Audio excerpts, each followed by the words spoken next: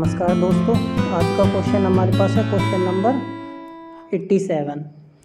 देखो, ये Tata institute of fundamental research 2022 का क्वेश्चन है। क्वेश्चन कह रहा है a gas of atom each of mass M, mass कितना है, एम है, थर्मल इक्विलिब्रियम में कितने टेम्परेचर पर T is radiating with a frequency mu naught. हमारे क्वेश्चन कह रहे हैं गैस है जिसके एटम्स थर्मल इक्विलिब्रियम पर म्यू नॉट फ्रीक्वेंसी रिलीज करते हैं। द डोपलर ब्रोडनिंग या full width at half maximum of the observed spectral line would be. तो डोपलर ब्रोडनिंग, जिसको हम थर्मल ब्रोडनिंग भी बोलते हैं, वो पूछ रहा है क्या होती है। तो यदि आपने इसका ये पढ़ा होगा तो आपको फॉर्मूला याद होगा। तो फॉर्मूला हमारे पास क्या होता है, ये, ठीक है, 2kBT अपॉन में मास ऑफ द एटम।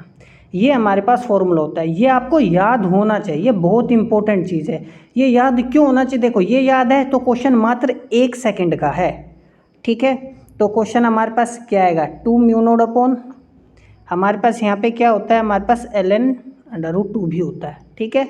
तो 2 म्यू नॉट अपॉन सी √2 ln2 kBT अपॉन एम, यही मैच कर रहा है, तो यही हमारा आंसर होगा, ठीक है ना। समझ में आ गई बात। तो ये आंसर हमारा नहीं होगा, ना ही ये होगा, ना ही ये होगा। एक इम्पोर्टेंट बात, सबसे इम्पोर्टेंट बात मैं आपको बता दूं, जैसे मैंने बताया ये फॉर्मूला आपको याद होना चाहिए क्योंकि इस पर न्यूमेरिकल्स भी बहुत पूछता है, ठीक है। अब इसको ना अलग अलग तरीके से क्वेश्चंस को घुमा फिरा के आपसे पूछ सकता है। तो ये इन टर्म्स ऑफ क्या था, फ्रीक्वेंसी था। यदि इन टर्म्स ऑफ वेवलेंथ पूछे तो देखो वेवलेंथ के टर्म्स में क्या हो जाएगा, कुछ नहीं हो जाएगा। यहाँ फ्रीक्वेंसी के टर्म्स में, यहाँ पे वेवलेंथ के टर्म्स में क्या होगा, ये लैम्डा अपॉन सी आ जाएगा।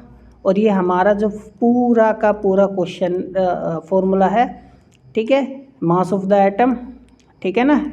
ये ध्यान रखना, ये एटॉमिक मास नहीं है, मतलब ये मास ऑफ द पार्टिकल है। एटॉमिक मास है जिसको मोलिकुलर मास, वो मोलर मास बोलते हैं, वो ये नहीं है। इस बात का भली बात ये आप ध्यान रखना, this has to be taken in gram. ये मास की मैं बात कर रहा हूँ। मैं अभी क्यों ऐसा कह रहा हूँ अभी आप देखना, ये आपको इस टर्म्स में भी याद होना चाहिए। दूसरी बात देखो, क्वेश्चंस को कैसे घुमाया जा सकता है, ठीक है। तो हम जानते हैं हमारे पास देखो केबी क्या होता है, केबी होता है गैस कांस्टेंट होता है, और ये एवोगैड्रो नंबर होता है। और दूसरा फॉर्मूला हम क्या जानते हैं, नंबर ऑफ पार्टिकल्स क्या होता है, नंबर ऑफ मोल्स इनटू में एवोगैड्रो नंबर। और नंबर ऑफ मोल्स को क्या होता है, गिवन मास अपॉन में मोलर मास, ठीक है। ये गिवन मास यही है हमारे पास एटम का जो हमें दे रखा है। एक पार्टिकल है हमारे पास, ये एक एटम है जिसने म्यू नॉट फ्रीक्वेंसी रिलीज की थी, और उसकी उस म्यू नॉट फ्रीक्वेंसी में ड्रॉपलर ब्रोडनिंग कितनी आई है, ये है।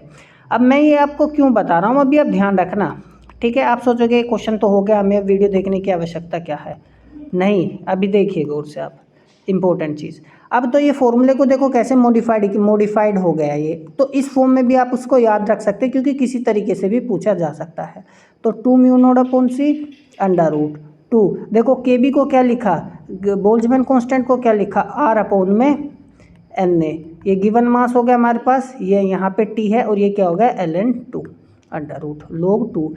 समझ में, इसको मैं क्या लिखूंगा, मोलर मास, क्योंकि ये अभी अभी मैंने यहाँ से आपको बताया, ये हमारे पास आया, ठीक है। तो मेरे पास एक्चुअली में फॉर्मूला क्या बन गया, 2 म्यू नॉट अपॉन सी √2RT ln2 अपॉन में, ठीक है, ये हो गया मेरे पास मोलर मास। तो आपको ये फॉर्म भी याद होनी चाहिए, ये फॉर्म भी आपको याद होनी चाहिए। यदि वेवलेंथ की टर्म्स में बात करेंगे तो कुछ नहीं है, म्यू नॉट की जगह लैम्डा लिख दीजिए, यहाँ पे डेल लैम्डा आ जाएगा, ये है। अब देखो जो ln2 होता है ना हमारे पास, √log2 की वैल्यू होती है 0.832, ठीक है। अब मैं ये क्यों बता रहा हूँ आपको, अब ध्यान से देखो, √log2 की वैल्यू कितनी है, 0.832, और एक 2 यहाँ पे भी है, तो उसकी जब मल्टीप्लाई करेंगे हमारे पास कितना आ जाएगा, 1.66 अप्रोक्सीमेटली।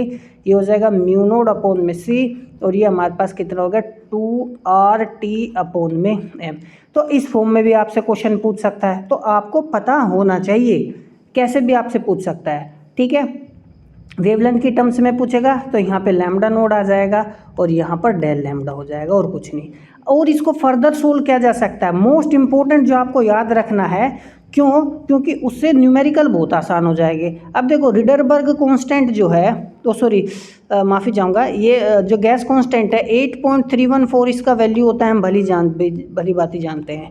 वेलोसिटी ऑफ लाइट कितना 3 × 10⁸ मीटर पर सेकेंड होता है। इनको आर को और सी का वैल्यू रखेंगे ना हम, और ये 2 भी है अंदर, ये सारा जो कांस्टेंट है इसका जब वैल्यू रख देंगे तो हमारे पास देखो फॉर्मूला बनता है 7.16 × 10⁻⁻7। ठीक है, ये म्यू नोड अंडर रूट, ये आएगा टेम्परेचर, और ये हमारे पास क्या हो जाएगा, मास। समझ में आ गई बात? ठीक है। और दूसरा वेवलेंथ की टर्म्स में पूछ रहा है, ये फॉर्मूला अब ये फॉर्मूला अब यदि इस्तेमाल करोगे ना तो इसमें कम से कम कैलकुलेशन करनी है।